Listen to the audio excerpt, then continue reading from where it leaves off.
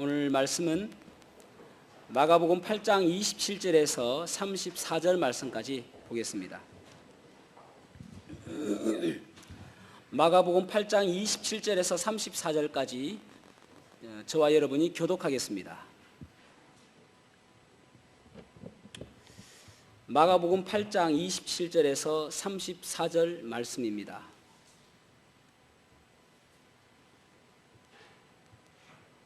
마가복음 8장 27절에서 34절 말씀입니다.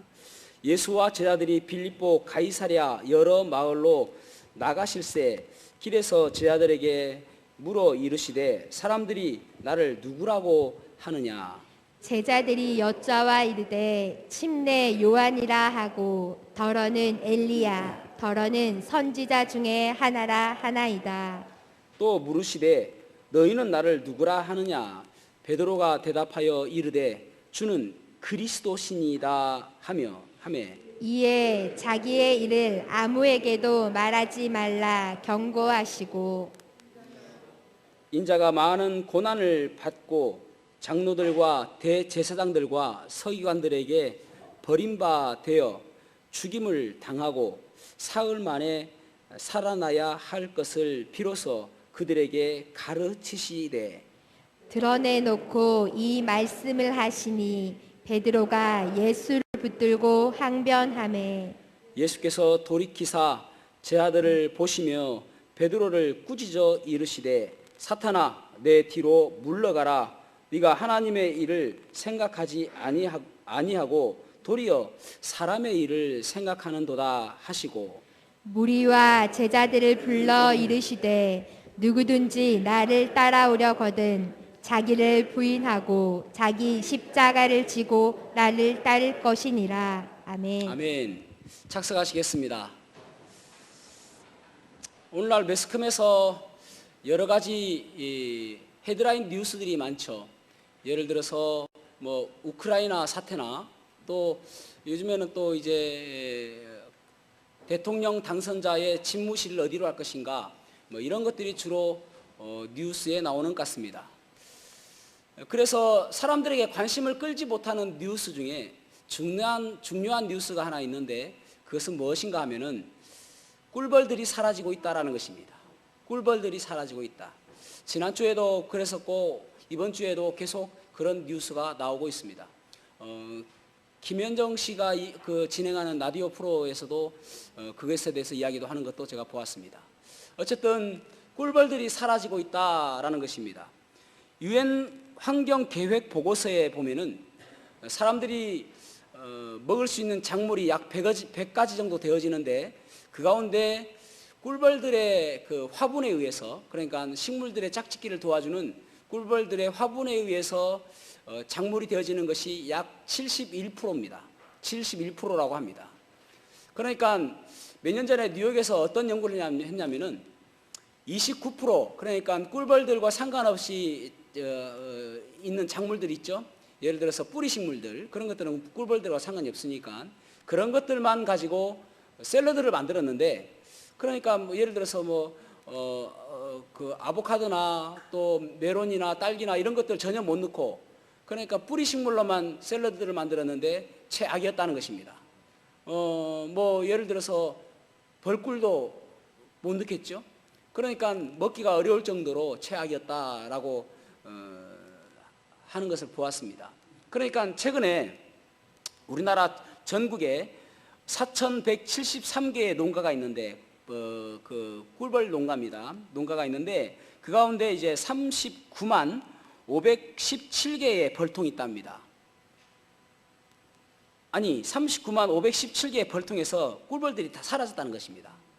그러니까 한 벌통에 15,000에서 2만 마리 정도 있는데 그 꿀벌들이 다 사라져가지고 약 77억 마리가 꿀벌들이 사라졌습니다. 사체도 없고 그냥 없어진 거예요. 전국에서 이 꿀벌의 그러면 몇 프로냐? 약 18%. 꽤 많이 없어진 것이죠. 겨울을 알면서 최근에 그렇게 없어졌다는 것입니다.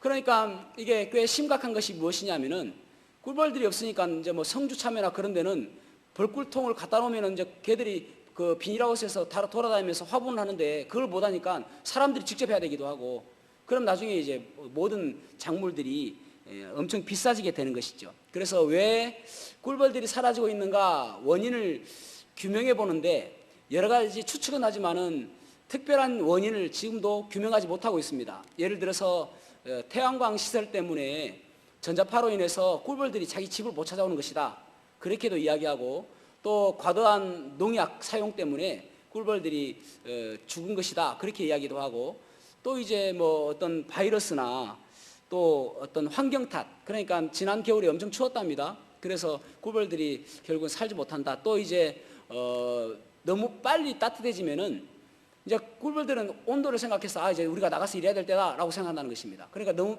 빨리 따뜻해지고 너무 빨리 꽃이 개화되어지면은 그것도 문제가 있다는 것이죠. 그래서 꿀벌들이 아마 일찍 나갔다가 결국은 찾아오지 못하고 죽은 것이다라고 이야기를 많이 합니다. 그러니까 이런 것들이 뭐 대수롭지 않게 생각할 수도 있겠지만은, 만약에 꿀벌들이 사라진다면은 앞으로 이제 여러 작물들의 엄청난 고가가 되어질 것이고, 그러면서 1년에 약 142만 명이 죽을 것이다. 못 먹어서 142만 명. 꽤 많은 사람이 죽는 것이죠.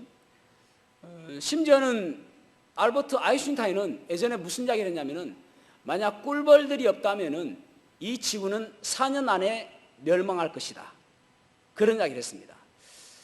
뭐 우리는 이제 주의 깊게 못 봤던 뉴스니까 뭐 대수롭지 않게 생각할 수도 있겠지만은, 어쨌든 그런 것을 바라봤을 때 또 미국도 그렇고요, 여러 나라에서 지금 꿀벌들이 많이 사라지고 있다라는 것을 심각하게 보고 있습니다. 그래서 어떻게 하면 다시 꿀벌들을 다시 모을 것인가, 그래서 꿀벌들을 위해서 기도해야 되지 않을까 그런 생각이 들 정도로 그렇습니다. 어쨌든 여러분, 세계는 마지막을 향해서 달려가고 있는 것은 사실인 것 같습니다. 뭐 내일이다 모레다 그렇게 말은 못하지만은, 어쨌든 모든 환경들과 모든 조건들이 끝을 향해서 가고 있는 것은 사실입니다. 뭐 코로나가 점점 잠잠해지고 있지만은 오늘은 아마 20몇만 정도 된다고 그러죠. 어제는 30만이 넘었었는데 확진자가. 그렇지만은 또 다른 이제 스텔스 오미크론이 또 나온다고 그러고, 또 그것이 또 점점 지배종이 된다고 그러지 않습니까? 또 이제 또 다른 전염병이 또 나올지도 모르는 것이고, 그래서 점점 마지막을 향해서 달려가고 있는 것은 부인할 수 없는 일 같습니다. 그럴 때 우리는 어떻게 살아야 될까요? 마지막이 돼갈수록 참 거짓 선지자들이 나타나고, 또 이제 많은 사람들이 배교한다라고 성경은 말씀하고 있는데, 여러분, 우리가 이럴 때일수록 우리의 신앙 고백을 잘하며 신앙을 더욱더 뚜렷하게, 색깔을 더욱더 드러내는 그러한 그리스도인의 삶이 되어야 될 줄로 믿습니다. 그래서 오늘 본문의 말씀을 가지고 나의 신앙 고백이라는 제목으로 말씀을 나누겠습니다. 나의 신앙 고백. 첫 번째로는 주님만이 나의 전부이십니다 라고 신앙 고백해야 됨을 우리가 볼 수가 있습니다. 주님만이 나의 전부이십니다. 오늘 여기 보면은 예수님께서 가이사랴 빌립보 지역에 갑니다. 이 가이사랴 빌립보는 어떤 지역인가를 좀 설명을 해드리자면은, 헤롯 대왕이 이제 예수님께서 탄생하실 때에 그 당시에 이스라엘을 다스렸던 왕이 그 에돔 사람 헤롯 대왕이었거든요. 그러면서 이제 그 헤롯 대왕이 죽고 아들들에 의해서 나라가 분열되어져서 이제 통치하게 되어집니다. 그러니까 세 나라로 나뉘어지는데, 유대 지역은 헤롯 아켈라오가 다스리게 되어지고, 그리고 이제 갈릴리 지역은 헤롯 안티파스가 다스리게 되어집니다. 이 헤롯 안티파스가 헤롯 안디바입니다. 그러니까 이제 마태복음 14장에 보면 헤롯 안디바가 나오죠. 그래서 침례 요한을 참수하는 머리를 잘라 죽이는 그런 일을 하게 되어지는데, 그것이 이제 헤롯 안디바입니다. 그래서 안티파스거든요. 그 다음에 이제 저 제일 위에 헬몬산 지역, 그것을 골란 지역이라고 이야기하는데, 헬몬산이 있는 그 지역을 헤롯 빌립 2세가 다스리게 되어집니다. 헤롯 빌립 2세가 이 로마의 가이사 황제에게 충성을 하고 싶은 마음에 그곳의 이름을, 그곳의 한 도시의 이름을 이제 가이사랴라고 짓는데, 가이사가 이제 시저 뭐 그런 뜻이죠. 가이사라는 뜻이지 않습니까? 거기에다가 누가 이것을 세웠는가 해서 자신의 이름을 딴 빌립이라는 이름을 따가지고 가이사랴 빌립보라고 이름을 짓게 된 것입니다. 가이사랴라는 지역은 지중해 쪽으로 또 하나가 있습니다. 그러니까 이 가이사랴 빌립보라는 것은 내가 지었다, 빌립이 지었다라는 것을 나타내기 위해서 가이사랴 빌립보라고 이름을 한 것입니다. 그런데 황제를 섬기는 그 도시를 만들기 위해서는 반드시 무엇이 필요하냐면은 황제를 섬기는 신전이 들어가야 됩니다. 그에 합당한 것이 있어야 되는 것이죠. 그래서 황제를 섬기는 신전을 그곳에 세우는 것입니다. 그리고 그 지역 사람들은 그 신전을 바라보며 이 가이사는 우리의 신이다라는 것입니다. 가이사는 우리의 소테르, 구원자다라는 것입니다. 가이사는 우리의 왕이다, 나는 그의 종이다라고 고백하며 살아가는 것입니다. 그 가운데 있으면서 이 예수님께서 지금 물어보시는 거예요. 사람들이 나를 누구라고 하느냐? 사람들 모두가 다 가이사라는 나의 신이고 가이사라는 나의 구원자고 가이사라는 나의 왕입니다 라고 고백하는데 사람들은 나를 누구라고 이야기하느냐라고 묻는 거예요. 그때 베드로가 주는 그리스도시요 살아계신 하나님의 아들이십니다 라고 고백하는 거 아닙니까? 여러분, 세상 사람들은 이 땅에 살아가면서 그저 아무 생각 없이 살아가는 것이 아니라 누구나 다 어떤 신을 섬기고 있습니다. 그런데 그 신이 어떤 사람은 돈이 나의 신입니다라고 고백하며 살아가는 사람이 있는가 하면, 어떤 사람은 나의 명예가 신입니다라고 생각하는 사람이 있는가 하면, 나의 건강이 나의 신입니다라고 생각하며 살아가는 사람이 있습니다. 또 어떤 사람들은 나의 자녀가 나의 신입니다라고 고백하며 살아가는 사람들이 있단 말입니다. 그런데 그 가운데서 주님께서는 사람들은 어떻게 생각하느냐라고 물어보는데 사람들은 여러 가지 이야기를 하고 있는 것을 보게 되어집니다. 여러분 우리의 삶 속에서 끊임없이 주님께서는 물어보시는 거예요. 너는 나를 누구라고 생각하느냐 물어보신단 말입니다. 노아 보십시오. 노아는 그때 당대의 많은 사람들이 그때 생각하는 것과 계획하는 것이 모두가 다 악하다라고 이야기했습니다. 그러나 노아는 당대의 의인이었고 완전한 자였고 하나님과 동행하는 사람이었다라고 말씀하지 않습니까? 그러니까 노아는 그런 사람이었다라고 평가하고 있는 것입니다. 어떤 사람입니까? 좁은 길로 가는 사람, 멸망으로 인도하는 문은 넓고 생명으로 인도하는 문은 좁은 문이다라고 말씀하고 있지 않습니까? 세상 사람들이 다 그렇게 간다 할지라도 우리는 오직 주님을 섬기며 살아가는, 그런 주님을 고백하며 살아가는 그런 모습이 되어져야 되는 것입니다. 여러분, 주님을 나의 전부라고 고백하며 살고 있습니까? 2007년도에 유튜브에 보면은 말라티아 순교 사건이라는 유튜브가 있습니다. 말라티아 순교 사건. 2007년 4월 18일에 있었던 일인데요. 그날 수요일이었습니다. 독일의 이제 틸민이라는 선교사님과 또 다른 두 선교사님, 세 분의 선교사님이 터키 지역에서 선교 사역을 하면서 그의 출판사에서 성경이나 또 신앙서적을 이 터키어로 번역도 하고, 그리고 이제 많은 사람들에게 성경도 나누어 주고, 또 많은 사람들 예배를 드리기도 하고, 그리고 사람들에게 이제 책자도 주기도 하고, 그런 일을 했던 사람입니다. 그리고 그 가운데 이제 현지인 형제들이 2명이 있었고요. 그런데 그 가운데 5명의 20대 청년들이 그 사무실로 쳐들어온 것입니다. 그래가지고 모두 의자에 묻고, 그리고 입을 막고, 그리고 손가락 하나하나를 잘라가며 그들에게 요구하는 것입니다. 강요하는 것입니다. 예수 그리스도를 믿지 않고 오직 알라신만이 최고의 신이다라고 고백하라는 것입니다. 그런데 이 틸만이나 많은 여기에 있는 다 모든 선교사들이 그 모든 고통을 겪으면서 그들은 순교를 하게 되어집니다. 무려 몸에 150번 정도의 칼자국을 칼로 쑤셔가며 그들을 고문하고, 그리고 결국은 목을 잘라서 그들은 죽이게 되어집니다. 그 일이 있고 나서 그의 아내였던 수잔나 선교사는 이렇게 이야기합니다. 내 남편은 아무 의미 없는 죽음을 한 것이 아닙니다. 그는 오직 주님을 섬기며 그렇게 순교했습니다. 그렇게 고백합니다. 또 그 현지인 형제였던 네자티의 아내는 이렇게 이야기했습니다. 그는 그리스도를 위해 살았고 그리스도를 위해 죽었기 때문에 그의 죽음은 아무 의미 없는 죽음이 아닙니다. 그러면서 네자티는 하나님께서 저에게 주신 가장 큰 선물이었습니다. 나는 그와 함께 인생을 같이 했다는 그 자체가 영광스럽습니다 라고 그는 고백했습니다.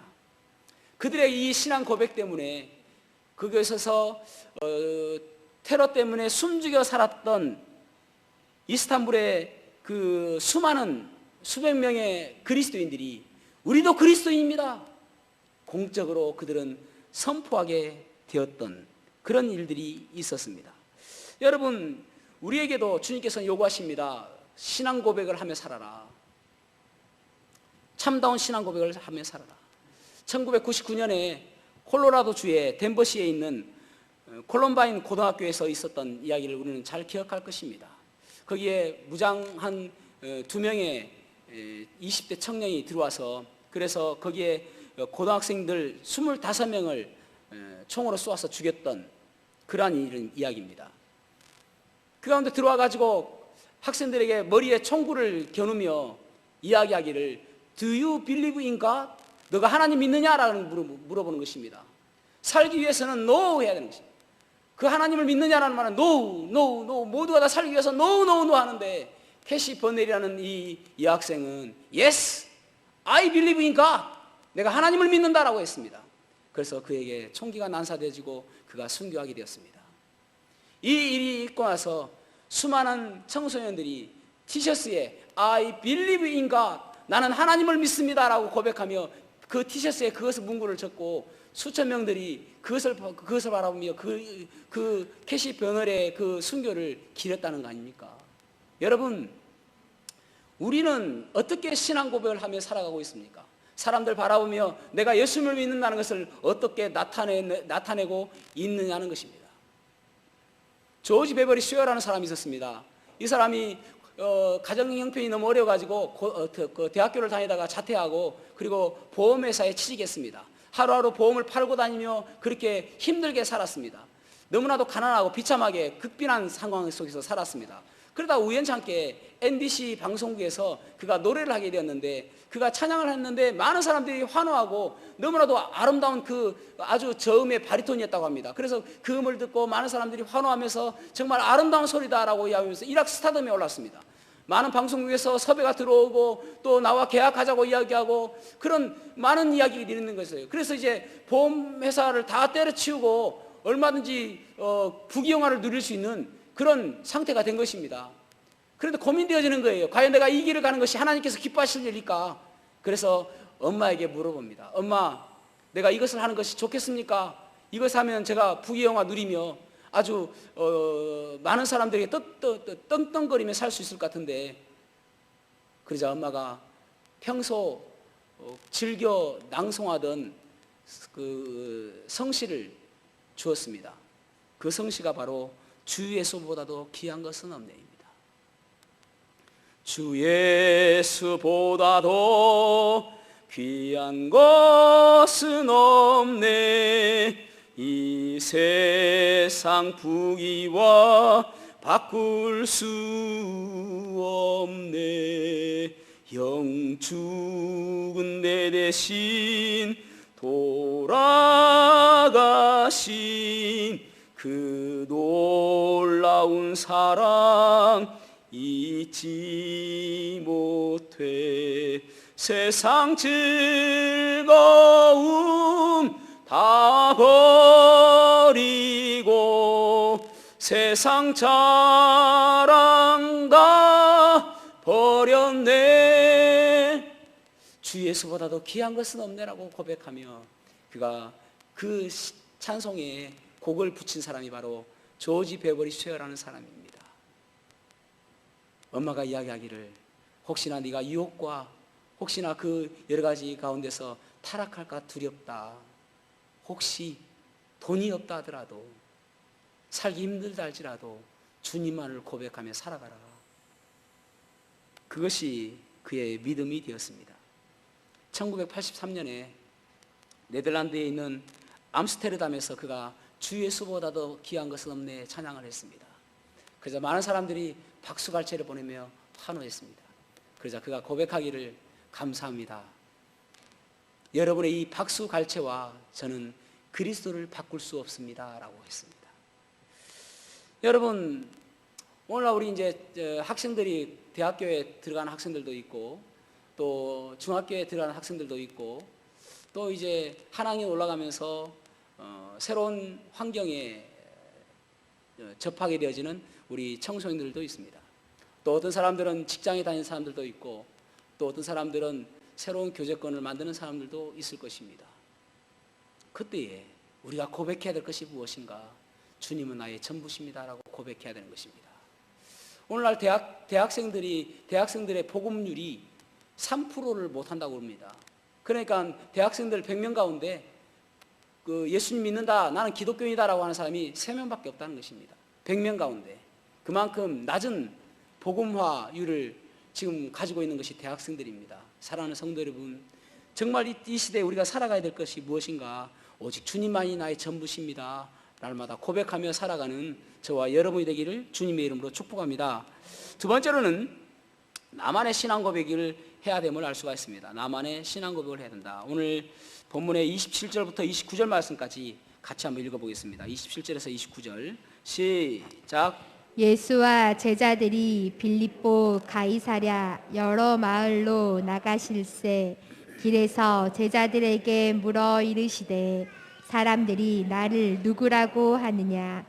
제자들이 여짜와 이르되 침례 요한이라 하고 더러는 엘리야 더러는 선지자 중에 하나라 하나이다. 또 물으시되 너희는 나를 누구라 하느냐? 베드로가 대답하여 이르되 주는 그리스도 신이다 하매. 아멘. 아멘. 여기 예수님께서 제자들에게 물어보십니다. 사람들이 나를 누구라고 하느냐 하니까 침례 요한이다. 또 어떤 사람은 엘리야다. 또 어떤 사람은 선지자다라고 이야기합니다. 라고 이야기합니다. 그러자 예수님께서 그렇다면 너희는 나를 누구라고 하느냐라고 이야기했을 때에 베드로가 주는 그리스도십니다. 라고 이야기합니다. 그리스도라는 말은 메시아라는 말의 히브리어의 헬라어에 해당하는 말이죠. 메시아는 히브리어이고 그래서 당신은 그리스도십니다. 마태복음에서는 좀 더 자세하게 주는 그리스도시요 살아계신 하나님의 아들이십니다 라고 고백하는 것을 보게 되어집니다. 주님께서 물어보시는 이 질문에 대조적이죠. 다른 사람들의 질문, 다른 사람들이 나를 향한 그 대답과 또 너희들은 나를 누구라고 하느냐라는 것입니다. 그러니까 중요한 것은 다른 사람들의 나를 향한 평가보다도 너희들이 나를 향한 평가가 더 중요하다라는 말입니다. 그것을 물어보는 거예요. 그러니까 너희들이 나를 향한 그 평가, 그것이 무엇인가 라고 물어본단 말입니다. 여러분, 우리가 주님을 바라보면서 주님은 나의 주님이십니다 라고 고백할 수 있는 것이 어디에서 나와야 되냐 하면은 내 생활 속에서, 내 삶 속에서 체험하며 나의 주님은 어떤 분입니다 라고 고백해야 한단 말입니다. 그 헬라어의 지식이라는 말이 기노스코라는 단어와 오이다라는 단어가 두 가지가 다 똑같은 지식입니다. 우리 한글 성경에서는 지식, 알다 뭐 이런 뜻을 쓸 때에 이 기노스코와 오이다라는 단어를 쓰거든요. 기노스코라는 단어는 객관적 지식, 이론적 지식. 그러니까 어떤 분이 저한테 그렇게 이야기해요. 제가 목사님 말씀 많이 들었습니다. 또 목사님 설교도 제가 많이 들었습니다. 또 여러 사람들에게 박종기 목사님은 어떤 분인가 또 물어봤습니다. 그래서 제가 목사님 잘 압니다 라고 하는 그 아는 지식은 이 기노스코입니다. 그런데 오이다라는 단어는 나의 주관적인 지식 또 경험에서 얻은 지식, 이것을 오이다라고 이야기합니다. 그러니까 이 오이다라는 단어는 특별히 어떤 뜻이냐면은 부부간을 통해서 아는 지식, 그러니까 부부관계 속에서 아는 지식을 오이다라고 단어를 쓴단 말입니다. 그러니까 주님께서는 우리에게 요구하시는 것이 무엇이냐면은 다른 사람들이 나에게 이야기하는 그것이 중요한 것이 아니라 너희들이 나와 이때까지 같이 계속 다녔는데 나를 봤을 때 너희들은 나를 누구라고 생각하느냐 이거거든요. 그러니까 우리도 마찬가지입니다. 정말 주님을 섬긴다고 하면서 주님을 고백하는데 나에게 과연 주님은 어떤 분인가 고백하는 것이죠. 하갈 보십시오. 하갈이 임신을 합니다. 그러자 아브라함의 아내였던 사레가 질투를 하게 되어지고, 그러면서 하갈이 또 이제 아내도 낳지 못하는 이 사레를 깔보지 않습니까? 그래서 사레가 이제 아브라함에게 가서 아니 당신의 여종이 나를 깔본다라고 하니까 그럼 아니 네 여종인데 네가 알아서 해라라고 합니다. 그래서 학대하게 되잖아요. 그러니까 하갈이 이제 자기의 임신한 아이까지도 위험하기도 하고 그래서 도망가지 않습니까? 근데 그 사막에서 목말라 죽겠는데 하나님께서 그 물을 주시고 그러면서 그곳에서 하갈에게 하나님께서 뭐라고 이야기하시냐면은 네 그 씨가 아주 번성케 될 것이다. 그렇게 축복을 해주신 걸 보게 되집니다. 그러면서 하갈이 그 샘의 이름을 부엘라 헤로이다 이렇게 이야기해요. 부엘라 헤로이. 부엘라 헤로이라는 말은 무슨 뜻이냐면은 하나님께서 살피셨다. 나를 살피시는 하나님, 나를 살피시는 하나님 해서 부엘라 헤로이다 이렇게 이야기합니다. 나를 살피시는 하나님, 하나님께서 살피시는 그 하나님께서는 나를 살피시는 하나님이다. 그래서 내가 경험하고 체험해 보니까 하나님은 나를 외면하지 아니하시고 나를 살피셨다 그렇게 이야기하고 있잖아요. 모세 보십시오. 모세는 아말렉과의 전투에서 승리하게 되어집니다. 그러자 하나님은 어떤 하나님인가? 여호와 니시, 여호와는 나의 승리다, 여호와는 나의 깃발이다 라고 하지 않습니까? 그렇게 내 삶 속에서 하나님을 경험하며 우리 주님을 체험하며 살아가는 그 고백, 그것이 하나님께서 우리에게 요구하시는 고백이라는 사실을 기억해야 한단 말입니다. 히브리어에는 안다라는 단어가 마키르, 메빈, 야다 이렇게 세 가지를 씁니다. 마키르라는 단어는 사람이 사람을 알아가는 것, 그것을 마키르라고 이야기합니다. 그러니까 여러분 한 길 물쓰고 날아도 사람의 마음속을 모르지 않습니까? 정확하게 잘 모른다는 것입니다. 그것을 마키르를 쓸 때 내가 저 사람 안다, 마키르입니다. 마키르. 그런데 메빈이라는 말은 무슨 말이냐면은 일반적인 지식, 이것을 메빈이라고 이야기합니다. 그런데 야다는 무슨 말이냐면은 부부간에 아는 것, 오이다고 똑같습니다. 부부간의 경험으로 알아가는 것.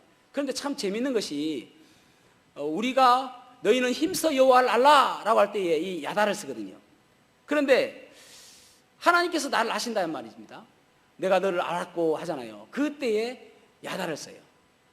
내 이름 아시죠. 내 모든 생각도 내 흐르는 눈물 그가 닦아주셨죠. 이때 쓰는 단어가 야다라는 말이에요. 하나님은 나의 모든 것들을 잘 아시고 내가 힘들고 역경도 다 아시고 그 환경도 다 이해하시는 야다의 하나님. 그런데 하나님께서 우리에게도 말씀하시기를 너희들은 나를 알아갈 때에 그저 다른 사람들이 이야기하는 그것을 알지 말고 야다를 알아라. 야다로 알아라. 경험해 가면서 알아라. 삶 속에서 하나님이 어떻게 역사하시고 어떻게 나를 위해서 싸워주시고 승리하게 해주시는지 그 야다의 하나님으로 알아라. 야다로 알아라. 그렇게 요구하시는 것입니다. 여러분 신약성경에서 크게 신앙 고백이 두 가지가 아주 유명한 고백이 있습니다. 하나는 마태복음 16장 18절 주는 그리스도시요 살아계신 하나님의 아들이십니다. 이 고백이 가장 유명한 신앙 고백이죠. 그 다음에 요한복음 20장 28절에 보면은 나의 주시요 나의 하나님이십니다. 도마가 예수님을 고백합니다. 예수님 부활하신 예수님을 만나고 나의 주시요 나의 하나님이십니다. 이것도 아주 유명한 고백입니다. 또 구약식 성경에 보면은 많은 사람들이 하나님은 나의 반석이시고 하나님은 나의 요새시고 하나님은 나의 소망이시고 하나님은 내 편이시고 하나님은 나의 구원자십니다라고 고백하지 않습니까? 그 모든 것들보다 더 중요한 것이 무엇이냐면은 네가 나를 향한 그 고백이 무엇이냐는 거예요. 경험하는 그 고백이 무엇이냐는 거예요. 내 기도를 통해서 하나님이 역사하신 그 하나님은 어떤 하나님이냐고 네 입술로 고백해봐라 라는 것입니다. 사랑하는 성도 여러분, 주님은 여러분에게 어떤 주님이십니까? 여러분은 어떤 고백을 하시겠습니까? 어떤 성도가 그랬다고 그러죠. 자기 아들에게 이야기합니다. 아들아, 주님께서는 나는 길이요 진리요 생명이요 나로 말미암지 않고는 아버지께로 올 자가 아무도 없다고 말씀하셨는데 내가 살아보니까 주님께서는 나의 길이셨다. 그래서 네가 힘들고 어려울 때마다 주님께로 가라. 그렇게 이야기했습니다. 그러자 그 아들이 물어보기를 아빠 가봤어요? 라는 것입니다. 아빠 가봤어요 그 길? 그러니까 아빠가 아니냐 이거. 아빠 가봤어. 아빠는 가봤어. 가보니까 힘들고 어려울 때마다 주님 그 길로 가니까 주님께서 인도하시고 내가 힘들고 어려울 때 그리고 아주 비참하고 그리고 아주 어두울 때에 그때 내가 그 길로 가니까 주님께서 나를 인도하여 주시더라. 아빠 가봤어. 여러분의 신앙 고백에서도 나 가봤다라고 고백할 수 있는 그런 신앙 고백이 되기를 축복합니다. 옆집 사람이 가보고 목사님이 가보고 누가 가봤다고 하는 것이 아니라 내가 가봤어. 내가 경험해봤어. 그렇게 신앙 고백하는 그래서 나의 신앙 고백이 있어야 되는 것입니다. 마지막으로 세 번째로는 제자도 삶의 신앙 고백이 있어야 된다라고 말씀하고 있습니다. 제자도 삶의 신앙 고백이다. 자, 31절에서 34절 말씀까지 한번 보겠습니다. 31절에서 34절 읽어보겠습니다. 시작. 인자가 많은 고난을 받고 장로들과 대제사장들과 서기관들에게 버림바 되어 죽임을 당하고 사흘 만에 살아나야 할 것을 비로소 그들에게 가르치시되 드러내놓고 이 말씀을 하시니 베드로가 예수를 붙들고 항변하매 예수께서 돌이키사 제자들을 보시며 베드로를 꾸짖어 이르시되 사탄아 내 뒤로 물러가라.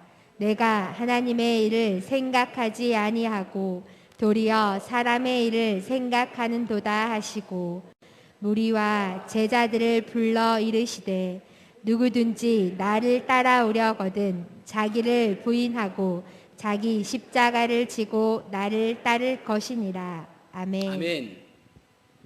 여기 보면은 이제 베드로의 신앙 고백이 아주 흡족하셨는가 봅니다. 주님께서 주는 그리스도십니다라고 고백하니까 이것이 아주 흡족하셨는 것 같습니다. 마태복음 보면은 이 그 베드로를 축복하시죠. 그런데 이 흡족하셔가지고 예수님께서 이제는 이 비밀을 이야기해줘도 되겠다. 어느 정도 이제 이 아이들이 성숙했는 것 같다. 믿음이 이제 성장한 것 같다 해서 예수님께서 아주 고급 비밀을 가르쳐 주십니다. 무엇이냐면은 인자가 장로들과 대제사장에게 버림받아서 그래서 내가 이제 곧 죽게 될 것이고 그리고 다시 살아나게 될 것이다. 이건 엄청난 거잖아요. 지금 아니 왜냐면은 이때 여러 사람들이나 또 그 제자들은 예수님을 어떻게 생각하고 있냐면은 메시아고 그리스도인데 어떤 분이냐면은 다윗 왕과 같은 통치자, 우리를 해방시켜 주실 분, 그렇게 메시아를 바라보고 있는 것입니다. 그러니까 메시아 대망 사상이 가지고 있는 것이 그거거든요. 다윗 왕과 같은 그분이 나타나셔서 우리를 이 로마의 압제부터 우리를 해방시켜 주실 것이다 라는 그런 마음이 있었는데 아니 죽는데요. 그러니까 예수님께서는 그런 메시아가 아니라 이사야 53장의 말씀처럼 내가 너희들의 죄를 위해서 죽는 그런 메시아다라는 것을 이야기하는 것입니다. 그러니까 그렇게 이야기하니까 이제 베드로가 예수님을 한쪽 구석으로 데려갑니다. 그러면서 원어적인 의미는 뭐냐면은 책망했다는 말입니다. 아니 주님 지금 분위기 참 좋은데 아니 초칠 일 있습니까? 왜 그런 말 하십니까? 아니 그런 말 절대 하지 마십시오 이야기하는 것입니다. 그러자 예수님께서 베드로에게 사탄아 물러가라. 내 뒤에 물러가라 라고 너 내 앞에 앞장서지 말고 내 앞에 가로막지 말고 내 뒤로 물러가라 라는 것입니다. 그러면서 하시는 말씀이 나를 따르려거든 자기를 부인하고 자기 십자가를 져야 된다. 자기를입니다. 자기를 빼먹고 하시는 분이 계세요. 자기 부인하고 십자가를 져야 된다. 그래서 여보 같이 십자가를 져야 된다라고 자기를 부인하고 자기 십자가를 진다는 말은 무슨 의미냐면은 죽기 위해서 십자가형을 받기 위해서는요 자기가 자기 십자가를 지고 가는 것입니다. 예수님도 자기 십자가를 지고 가셨지 않습니까? 그런데 워낙 이제 고문을 심하게 받으셔가지고 채찍을 맞으시고 그래서 중간에 이제 더 이상 못 가게 되어지니까 구린의 시몬을 시켜서 대신치게 하지 않습니까? 원래는 자기가 자기 십자가를 지고 가는 것입니다. 그러니까 자기 십자가를 진다는 말은 무슨 말이냐면은 죽으러 가는 것입니다. 다시 말해서 자기를 부인하고 자기 십자가를 진다는 말은 자기를 죽여야 한다는 말입니다. 다시 말씀을 드린다면은 내 고집과 내 생각과 내 모든 것들을 다 죽이고 내 자아를 죽이고 예수님을 따라와야 된다라는 것입니다. 여러분 순간순간 내 생각이 불쑥 올라오잖아요. 순간순간 내 마음이 불쑥 올라와서 모든 것들을 판단하고 내 생각과 내 계획대로 하지 않습니까? 아까 말씀드린 것처럼 노아 시대 때는 모든 사람들이 계획하는 거고 생각하는 것이 모두 다 악하다고 말씀하셨잖아요. 말씀을 하고 있지 않습니까? 우리의 생각과 우리의 계획들은 쓸데가 없는 것입니다. 그래서 내 생각과 내 계획들을 다 죽이고 내 자아를 죽이고 그리고 주님을 따라가는 것 그것이 바로 제자도이고 그것이 바로 올바른 그리스도인의 삶인 것입니다. 여러분 순간순간 내 생각이 불쑥불쑥 올라올 때에 죽여야 됩니다. 그것이 바로 내 십자가를 지고 가는 것입니다. 그러니까 내가 주님의 십자가를 지고 고난받는 것 그런 의미보다는 내가 죽는 것을 이야기하고 있단 말입니다. 다행이다 아침이 온다라는 책이 있거든요. 다행이다 아침이 온다. 이 책은 김혜영이라는 선교사님이 쓴 책인데 그 책에 보면 이런 내용이 나옵니다. 이분이 어떤 분이냐면은 그 엄마가 이제 낳았는데 딸이잖아요. 그러니까 아빠가 딸 낳았다고 해서 3일도 안 됐을 때에 던져버립니다. 그래가지고 심각한 척추장애를 갖게 되어집니다. 몇 분도 못 앉아 있을 정도로. 그래가지고 이제 평생 동안 가장 자란 키가 134cm. 그밖에 안 되는 거예요. 심각한 척추장애 때문에. 그런데 이제 엄마는 교통사고로 인해서 정신 이상이 되어지고 아빠는 후에 자살하게 되어지고 그런 가운데서 자기라도 가족들의 생계를 책임져야 될 때가 된 것입니다. 그래서 이제 공장에 가서 일을 하게 되어지는데 그 공장 사장님이 이 김혜영 선교사님을 보고 그러더라는 것입니다. 야, 너는 여기에 있을 사람이 아닌 것 같다. 그렇게 이야기하는 것이에요. 그래서 이제 그 말에 힘을 얻어가지고 장애인 기능 대회에 나가서 여러 번 상을 타기도 하고 그럽니다. 그런데 이제 너는 여기 있을 것이 여기 있어서는 안 될 것 같다. 여기에서 있을 사람이 아닌 것 같다라는 그 말이 사장님을 통해서 들었는데 어느 날 기도하는데 하나님께서 이야기해 주시는 거예요. 네가 있을 곳은 여기가 아니다라는 거예요. 그래서 134cm밖에 안 되는 이 키에 제가 무엇을 하겠습니까? 라고 하니까 네가 있을 곳은 따로 있다. 그렇게 해서 케냐로 선교사로 떠나게 되어집니다. 두 번의 권총 강도를 만나고 또 많은 사람들에게 또 구타를 당한 적도 있고 아주 위협을 당하기도 하고 어려운 일을 수도 없이 많이 당하며 또 때로는 그 운영비가 돈이 없어가지고 참 힘들고 또 굶주린 가운데 있을 수도 있기도 하고 그런 힘든 일을 많이 겪습니다. 그런데 이제 아이고 내가 다 버리고 그냥 떠나야 되겠다. 그래서 이제 사막으로 길을 떠나는 것입니다. 어디로 가야 되겠다는 그런 목적지도 없이 떠나는 거예요. 터벅터벅 가는데 밤이 어두워져 가면서 점점 배가 고파오고 그러면서 이제 사막에 추위가 오잖아요. 추워지고 그러면서 진짜 외로운 거예요. 눈물이 한없이 나오는 것입니다. 야, 이렇게 내가 무엇을 하나님께서 나를 이곳에 보내주셨는데 내가 무엇을 하면 살아야 될 것인가 그런 고민도 되어지고 그러면서 막 서럽고 외롭고 힘들어서 눈물이 막 북받쳐 오르는 것입니다. 그런데 하늘을 탁 보니까 별들이 막 빛나면서 그 가운데서 하나님께서 말씀하여 주시기를 네가 있는 그곳에 내가 너와 함께 있다. 네가 있는 그곳에 내가 너와 함께 있다. 그러면서 이때까지 자기의 마음들, 자기의 생각들이 다 죽더라는 거예요. 아, 하나님께서 함께 하시는구나. 그러면서 아침이 싹 오는 것입니다. 그래서 그가 이야기하기를 자기가 이때까지 한 번도 그런 생각을 못 해봤는데 내 인생도 아침이 오는구나. 그래서 사실은 그가 이야기하기를 천만다행이다. 아침이 온다. 여러분 그렇습니다.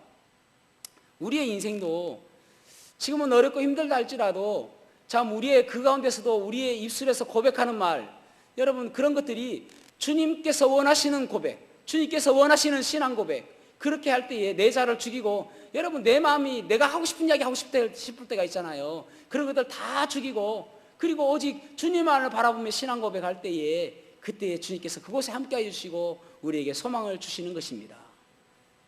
다행이다 아침이 온다. 저는 이 책 제목이 너무 좋습니다. 다행이다 아침이 온다. 어떤 목사님 설교를 들어보니까 이런 이야기 하대요.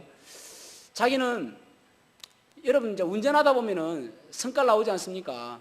운전하다 보면은 앞에 끼어드는 차 보면은 막 10원짜리 나오는 아니 그 사람 진짜 얌전했던 사람인데 10원짜리 나온 사람들도 있고 그렇습니다.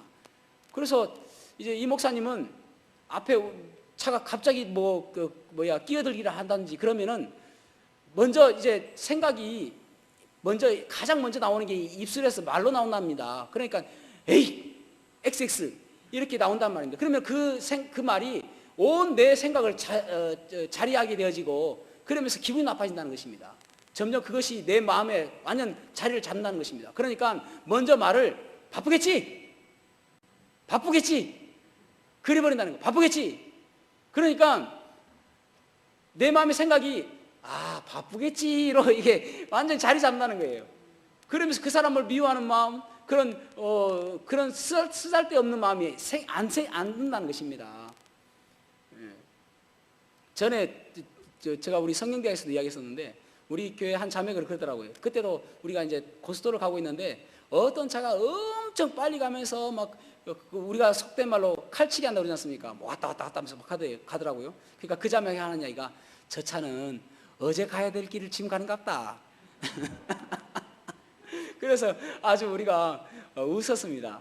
여러분 좋은 긍정적인 생각 아닙니까? 어제 와야 될 차가 오늘 가다 보니까 저렇게 급하게 가는 것 같다. 바쁘겠지 하세요. 바쁘겠지. 여러분 우리의 생각과 우리의 마음은 계속 부정적인 생각이 들게 되어지고 나쁜 마음이 든단 말입니다. 그것들 다 내 생각 죽이고 죽어야 됩니다. 자기를 부인하고 자기 십자가를 지고 간단 말입니다. 죽으러 가는 거예요. 죽으러. 그래서 여기 뒤에 보면은 내가 죽어야 내가 사는 것이고 내가 살려고 하면은 내가 죽는다고 그렇게 말씀하고 있잖아요. 내가 죽어야 그리스도께서 내 삶 속에서 살게 되어지고 내가 살면은 그리스도께서 살 자리가 없다는 말입니다. 여러분 내가 죽어야 되는 것입니다. 그것이 바로 제자도입니다. 이 제자도의 신앙 고백을 살아감으로 인해서 우리가 날마다 주님께서 기뻐하시는 신앙 고백하며 살아가는 복된 삶 되시기를 주님으로 축복합니다. 주님만이 나의 전부입니다. 고백하십시오. 주님만이 나의 전부입니다. 그리고 내가 경험한 예수님, 내가 체험한 예수님을 신앙 고백으로 입술로 고백하고 그리고 제자도 내가 죽어야 사는 그 제자도의 신앙 고백을 하며 살아가는 복된 삶 사시기를 주님의 이름으로 축복합니다. 기도하시겠습니다.